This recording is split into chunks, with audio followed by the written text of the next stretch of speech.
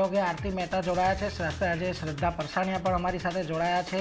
સૌથી પહેલાં બંનેને તો ગુડ મોર્નિંગ। અને આરતી, આજે કયા સ્ટોક પર ખાસ નજર રાખીશું?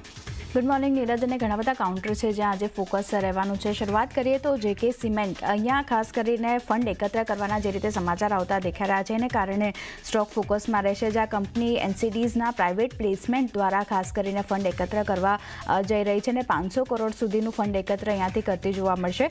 24 મેના રોજ યોજનારી જે બોર્ડ બેઠક છે એમાં ખાસ કરીને આ નિર્ણય ફંડ એકત્ર કરવાનો કંપની તરફથી લેવામાં આવશે, જ્યાં ફંડ એકત્ર કરવા શેરધારકોની મંજૂરી માટે ભલામણ અહીંયાથી કરવામાં પણ આવશે। તો ખાસ કરીને આ અત્યારે યોજના બનતી દેખાઈ રહી છે ફંડ એકત્ર કરવાની, એને કારણે ખાસ જે કે સિમેન્ટ પર ફોકસ રાખવાનું રહેશે। નેક્સ્ટ કાઉન્ટર ફાર્મામાંથી ઝાયડસ લાઈફ સાયન્સનું કાઉન્ટર છે। પોઝિટિવ સમાચાર અહીંયા આવતા દેખાઈ રહ્યા છે।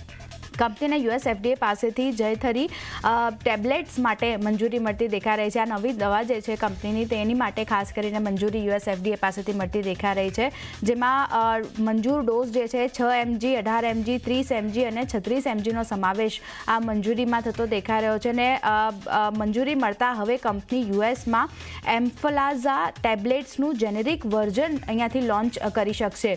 સાથે જ આ દવાનો ઉપયોગની વાત કરી લઈએ તો ડીએમડીની સારવાર માટે આ દવાનો ઉપયોગ થાય છે। તો એક યુએસ એફડીએ તરફથી જે રીતે મંજૂરી મળતી દેખાઈ રહી છે એને કારણે એક પોઝિટિવિટી અહીંયા બનતી દેખાઈ રહી છે। ઝાયડસ લાઈફમાં નજર રાખવાની રહેશે। ઓર્બિંદો ફાર્માની વાત કરી લઈએ તો અહીંયા પણ પોઝિટિવ સમાચાર આવતા દેખાયા છે। યુએસ એફડીએ પાસેથી અહીંયા પણ મંજૂરી મળતી દેખાઈ રહી છે। કંપનીની જે દવા છે રિવારોક્સાબેન ટેબ્લેટ્સના ઉત્પાદન અને વેચાણની મંજૂરી અહીંયા ખાસ કરીને મળતી દેખાઈ રહી છે, જ્યાં ટેબ્લેટ્સ યુએસપી 2.5 mgની મંજૂરી ખાસ કરીને કંપનીને મળી છે। અને આ દવા જેનરિક ફાર્માસ્યુટિકલની બ્લોકબાસ્ટર ઝાર્ટેલ્સોની સમકક્ષ રહેતી જોવા મળશે, એટલે એના જેવી જ દવા જે છે ત્યાંથી કંપની તરફથી લોન્ચ કરવામાં આવી છે। તો એક ફોકસ અરબિંદો ફાર્મા પર પણ રાખવાનું રહેશે। એસબીઆઈની વાત કરી લઈએ, આજે ખાસ કરીને બેન્કિંગ કાઉન્ટર ફોકસમાં રહેવાના છે, કારણ કે આરબીઆઈ તરફથી જે રીતે 25 બેઝિસ પોઈન્ટનો વ્યાજદરમાં કાપ કરવામાં આવ્યો છે એને કારણે બેંકો જે છે તેણે પણ વ્યાજદરમાં કાપ કર્યો છે। જો એસબીઆઈની વાત કરી લઈએ તો વ્યાજદરમાં 0.25% ઘટાડો તેમણે કર્યો છે, અને આરબીઆઈએ જે તે રેપો રેટમાં કાપ કર્યો છે એને કારણે હવે બેંકો જે છે તે પોતાના દર ઘટાડી રહ્યા છે, અને બેંકો દ્વારા રેપો લિંક્ડ લેન્ડિંગ દર ઘટાડી હવે 8.25% એસબીઆઈ તરફથી કરવામાં આવ્યું છે। તો આજે એસબીઆઈના કાઉન્ટર પર પણ એક ફોકસ રાખવાનું રહેશે। નેક્સ્ટ કાઉન્ટર મેક્રોટેક ડેવલપર્સનું છે।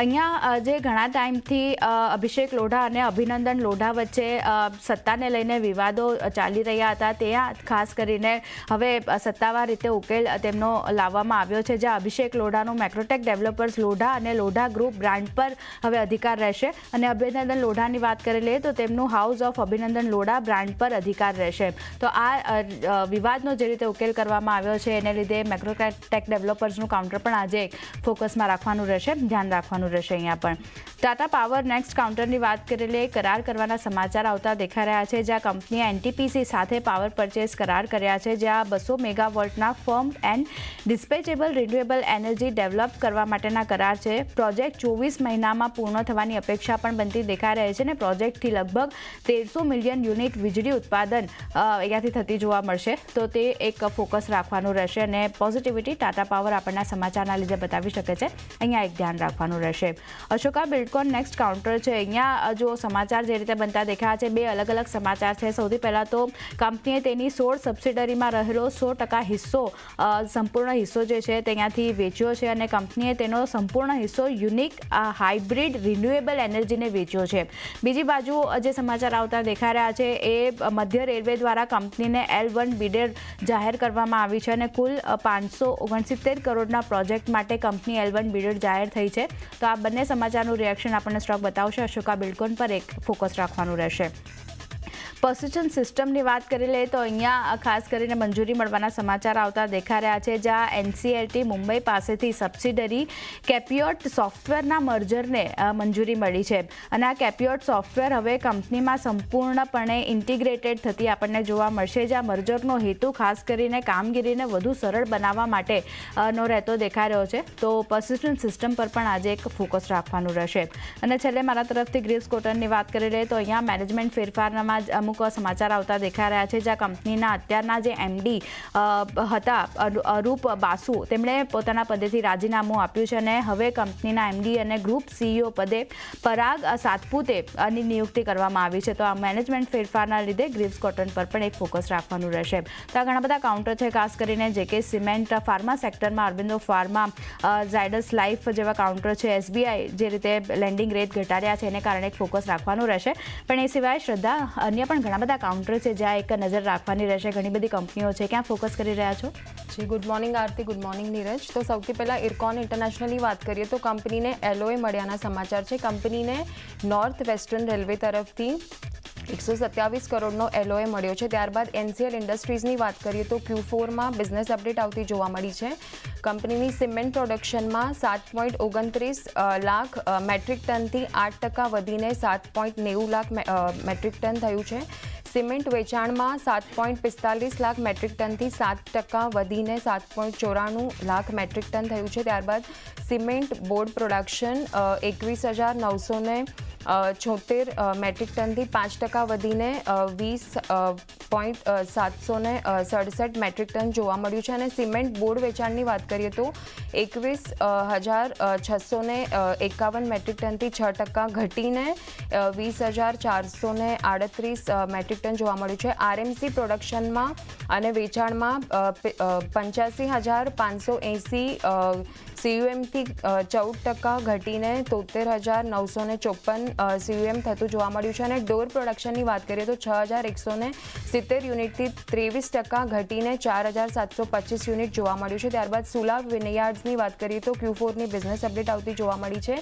નેટ રેવન્યુમાં 0.7%નો વધારો થતો જોવા મળ્યો છે. 131.7 કરોડની સામે 132.6 કરોડ થતી જોવા મળી છે. YOY બેસિસ પર પોતાની બ્રાન્ડ્સની જે રેવન્યુ છે કંપનીની તેમાં ઘટાડો થતો જોવા મળ્યો છે 2.9%નો, એટલે લગભગ 3%નો. 112.9 કરોડની સામે 110 કરોડ થતી જોવા મળી છે YOY બેસિસ પર. અને વાઇન ટુરિઝમ રેવન્યુમાં પણ 24.5%ની અપસાઇડ જોવા મળી છે. 2.4 કરોડની સામે 2.6 કરોડ YOY બેસિસ પર થતી જોવા મળી છે. ત્યારબાદ ઓરિયન્ટ સિમેન્ટ્સમાં કંપનીના રિઝલ્ટ્સ આવતા જોવા મળ્યા છે. 888 કરોડની સામે 825 કરોડ YOY બેસિસ પર. નેટ પ્રોફિટમાં 681 કરોડની સામે 420 કરોડ YOY બેસિસ પર. અને એબિટામાં 148 કરોડની સામે 103 કરોડ થતી જોવા મળી છે. એબિટા અને માર્જિન્સમાં 17%ની સામે 12%, એટલે માર્જિન્સમાં ઘટાડો જોવા મળ્યો છે. અને કંપની તરફથી રેકમેન્ડેડ ડિવિડન્ડ 0.50 પૈસા, એટલે 50 પૈસા જાહેર કરવામાં આવ્યું છે. અને ગોદરેજ ઇન્ડસ્ટ્રીઝની ત્યારબાદ વાત કરીએ તો કંપનીમાં અધિગ્રહણના સમાચાર આવ્યા છે. કંપનીના કેમિકલ્સ બિઝનેસે સવર્ના સરફેસિનનું અધિગ્રહણ કર્યું છે. અને આ કંપની પાસે 5,200 MTPA ફિનિશ પ્રોડક્ટની ઉત્પાદન ક્ષમતા છે. ત્યારબાદ NHPC લિમિટેડની વાત કરીએ તો કંપનીએ ઉત્પાદન શરૂ કર્યું છે. કંપનીએ રાજસ્થાનના કરણીસર પ્રોજેક્ટનું ઉત્પાદન શરૂ કર્યું છે. 300 મેગાવોટના સોલર પાવર પ્રોજેક્ટ્સથી 107.14 મેગાવોટ માટેનું ઉત્પાદન શરૂ કરવામાં આવ્યું છે. ત્યારબાદ ઇન્ફોએજ પર નજર કરીએ તો રેકોર્ડ ડેટ નક્કી કરવામાં આવી છે. સ્ટોક સ્પ્લિટ માટેની 7 મે તરીકે રેકોર્ડ ડેટ નક્કી થઈ છે. જે ફેસ વેલ્યુ 10 રૂપિયાનો એક ઇક્વિટી શેર હતો તેની સામે હવે ફેસ વેલ્યુ 2 રૂપિયાના હિસાબે 5 શેર્સમાં વિભાજિત કરવામાં આવશે. ત્યારબાદ રિલાયન્સ ઇન્ડસ્ટ્રીઝની વાત કરીએ તો કંપનીએ હિસ્સો હસ્તગત કર્યો છે. નોયાન શિપયાર્ડ પ્રાઇવેટ લિમિટેડમાં વધારાનો 10% ઇક્વિટી હિસ્સો કંપની ખરીદશે. અને આ જે હિસ્સો છે તે વેલ્સપન કોર્પ લિમિટેડ પાસેથી 51.72 કરોડમાં ખરીદવામાં આવ્યો છે. ત્યારબાદ વેદાંતાની વાત કરીએ તો કંપનીને નોટિસ મળી છે. ઓડિશા રાજ્ય પ્રદૂષણ નિયંત્રણ બોર્ડ તરફથી આ નોટિસ મળી છે કંપનીને. અને ફ્લાય એશના અનધિકૃત નિકાલ સંબંધિત કથિત ઉલ્લંઘનો માટે આ નોટિસ મળી છે. અને કંપનીને આજે નોટિસની કુલ વેલ્યુ છે તે 71.16 કરોડની આ નોટિસ મળી છે. અને તેના જવાબમાં કંપની તરફથી નિવેદન આવ્યું છે કે આ આરોપોનો અમે વિરોધ કરીએ છીએ અને આનો યોગ્ય કાનૂની જવાબ આપીશું. અને આ નિર્ણય રેકોર્ડ અને અગાઉની જે રજૂઆતો છે તેને ધ્યાનમાં લીધા વગર લેવામાં આવ્યો છે. તો આ રીતે આ બધા જ સ્ટોક આજે ફોકસમાં રહી શકે છે. જી